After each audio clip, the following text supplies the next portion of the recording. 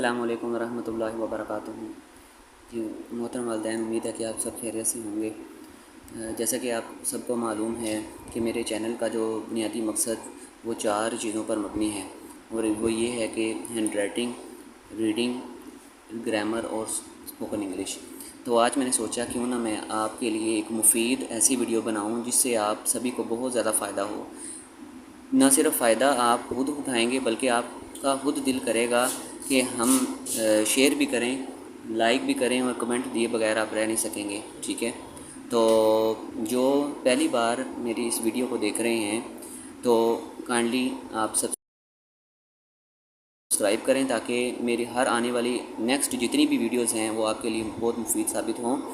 और करना ये है कि आपने स्किप नहीं करना। अगर स्किप करेंगे तो मैंने बड़ी मेहनत से आज की ये वीडियो बनाई है, तो कहीं ऐसा ना हो मेरी मेहनत भी रायगा हो जाए और आपका भी टाइम वेस्ट हो जाए। तो हम दोनों ने मतलब हम सब ने मिलकर जो है ना वो इस चैनल को ग्रो भी करना है, इससे फ़ायदा जितना भी हो सके हमने उठाना है। ठीक है, तो बग़ैर ताख़ीर किए अपनी वीडियो का आगाज़ करते हैं। तो मैंने पहले से ही इसको राइट कर लिया था, वो इसलिए कि क्योंकि अगर मैं आपके सामने इस तरह लेक्चर करता तो वीडियो की जो लेंथ है वो बहुत ज़्यादा बड़ी हो जानी थी। तो स्टार्ट करते हैं। बिस्मिल्लाहिर्रहमानिर्रहीम। आज की डेट 18/8/25 है, मंडे यानी कि पीर का दिन है। तो स्पोकन इंग्लिश लैंग्वेज का जो यूज़ आपने सुना होगा। जो टेंसेस हैं, टेंसेस असल में ग्रामर का के बुनियादी जो है ना वो टूल्स हैं जिनको सीखे बगैर आप जो है ना वो किसी भी क्लास, खास तौर पर मेट्रिक कैफ़े को पार नहीं कर सकते। तो इस वजह से टेंसेस की भी अपनी अफादियत है, मगर जो यूज़ होते हैं वो इंग्लिश स्पीकिंग के लिए बहुत ज़्यादा मुफीद होते हैं। ठीक है, तो यूज़ आज मैं आपको सिखाऊंगा हैज़ टू और हैव टू। हैज़ टू और हैव टू इन दोनों का मतलब है करना है या करना पड़ता है।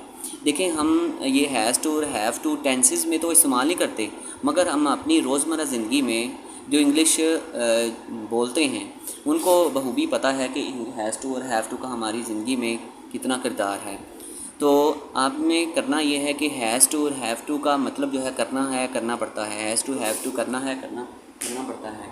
हैज़ टू हैव टू करना है, करना पड़ता है। ये बार बार इसको आपने याद करना है। ठीक है, वीडियो को पॉज करना पड़े आप करें पॉज, क्योंकि कहीं ऐसा ना हो कि आपको मतलब याद ना रहे और आगे आप सारी ग्रामर सीख लें मगर इसका मीनिंग ही नहीं याद हो। ठीक है, तो करना है, करना पड़ता है। बार बार हैज़ टू हैव टू करना है, करना पड़ता है, ये बार बार बोली जाना है। ठीक है, उसके बाद आपने जब अच्छी तरह उसको याद कर लेना है तो फिर आपने करना क्या है कि आपने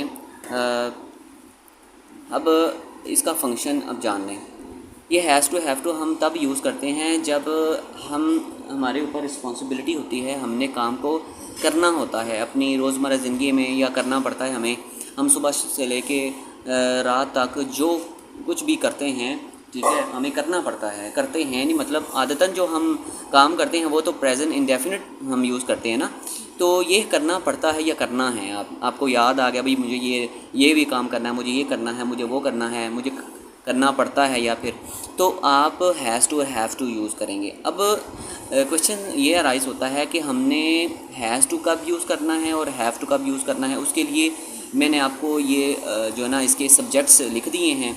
इन सब्जेक्ट्स के साथ साथ आपने करना ये है कि आपने इनको याद करना है। ठीक है, तो ये याद करेंगे आप।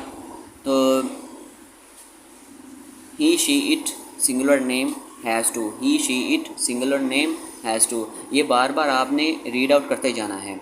ही she it singular name has to, ये इस तरह भी याद कर सकते हैं या फिर इस तरह याद कर लें, he has to, she has to, he has to, she has to, he has to, she has to. ये इतना ज़्यादा आपने याद करना है कि आपको लगे जब कि मुझे याद हो गया, फिर आपने आगे इट की तरफ आना है। It has to, it has to, he has to, she has to, it has to.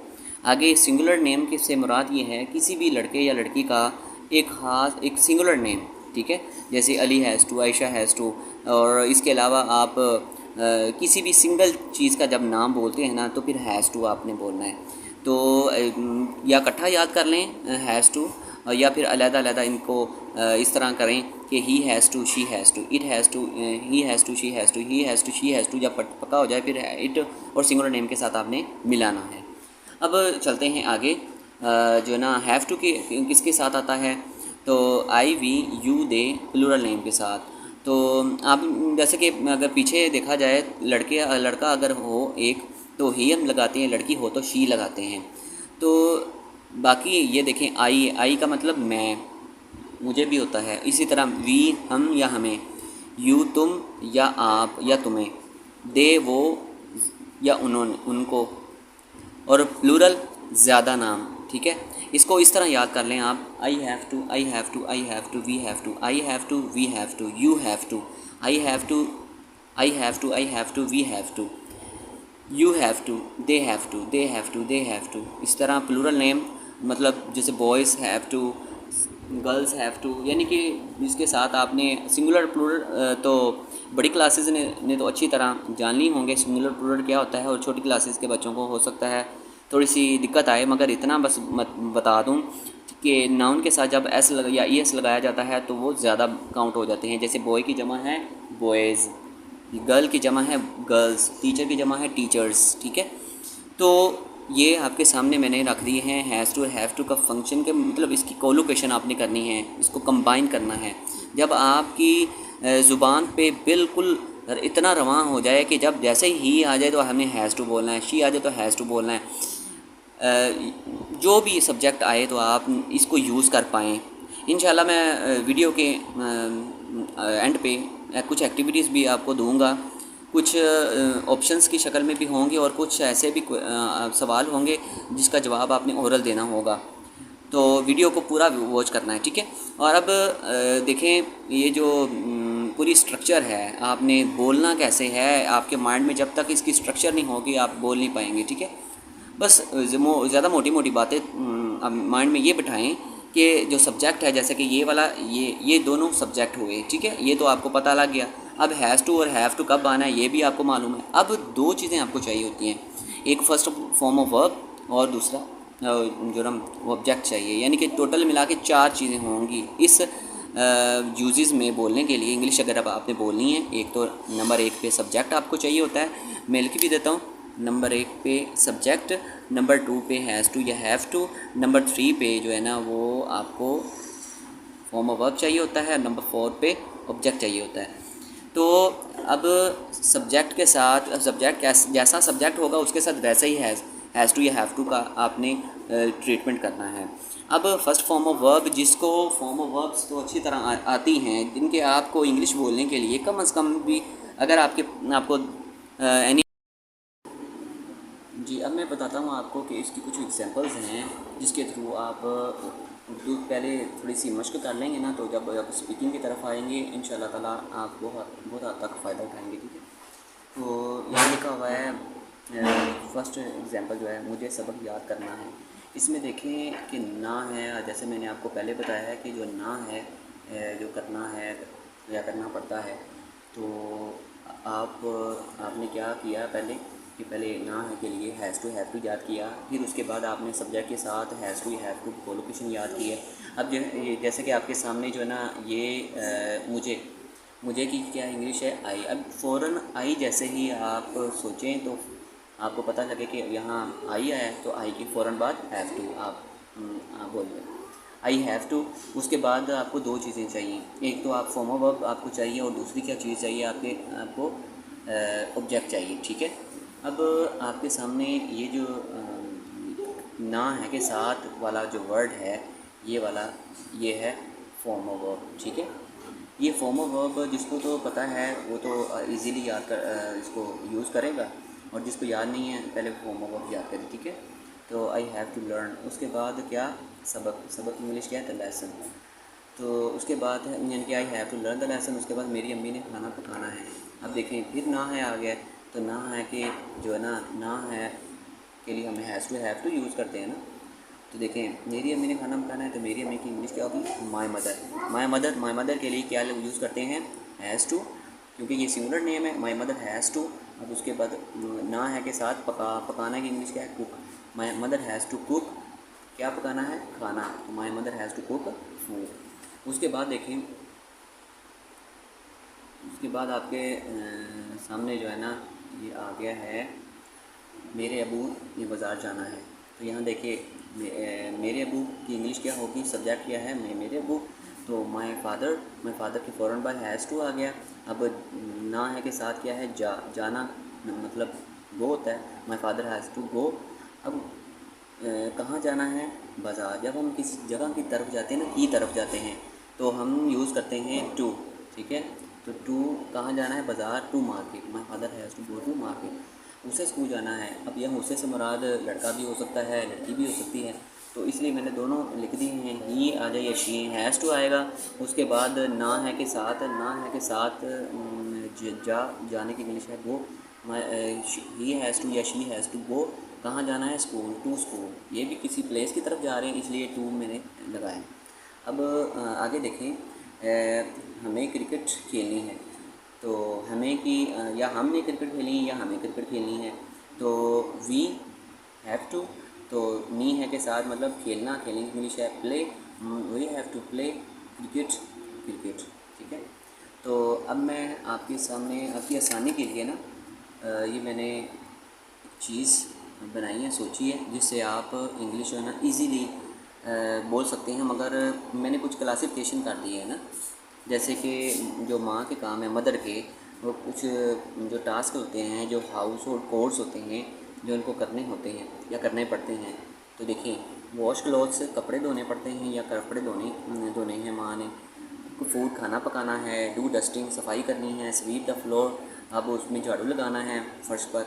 और आयरन द क्लॉथ्स, कपड़े जो इस्त्री करने हैं। मेक बेड, बिस्तर लगाना है। इसके अलावा भी बहुत से काम हैं जो कि वालदा के काम से रिलेटेड हैं, वो भी आप ढूंढ के लगा सकते हैं।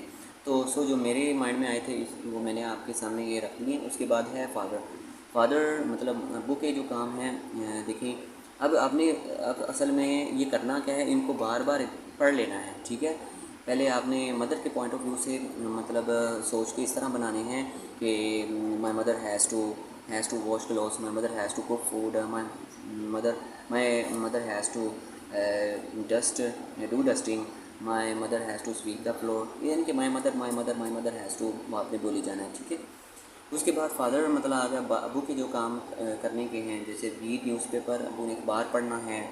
तो ठीक है, इसी तरह ऑफर प्रेयर, नमाज़ पढ़नी है। रिसाइट द होली कुरान, कुरान करीम की तिलावत करनी है।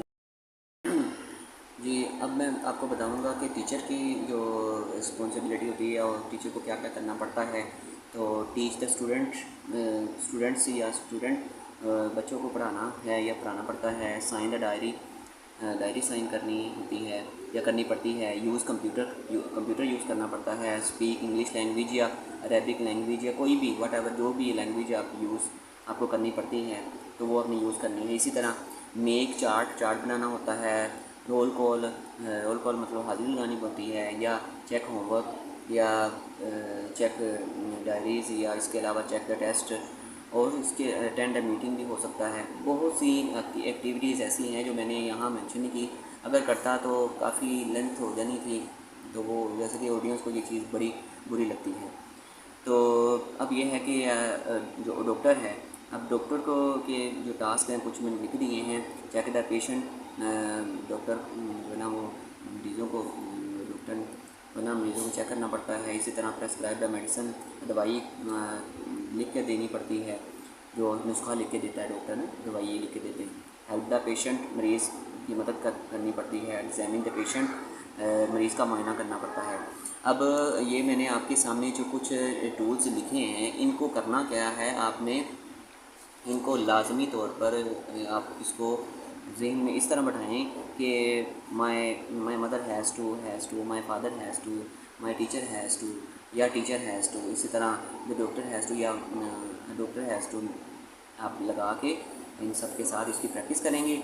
और इसी तरह अब वीडियो के साथ मैं एंड पे दो किस्म की एक्टिविटीज़ आपके सामने लेके जा रहा हूँ। तो आपने ना इसको अच्छी तरह इसकी पहले पूरी वीडियो देख के ना फिर उन एक्टिविटीज़ को आपने खुद करना है। ठीक है, उसकी प्रैक्टिस करनी है और मुझे बताना है कि आपको कितना ज़्यादा फ़ायदा आपने इससे उठाया है, इस वीडियो से। और मुझे भी अपनी दुआ में याद रखिएगा। कि अमानिल्लाह, जज़ाकल्लाह, अस्सलाम वालेकुम।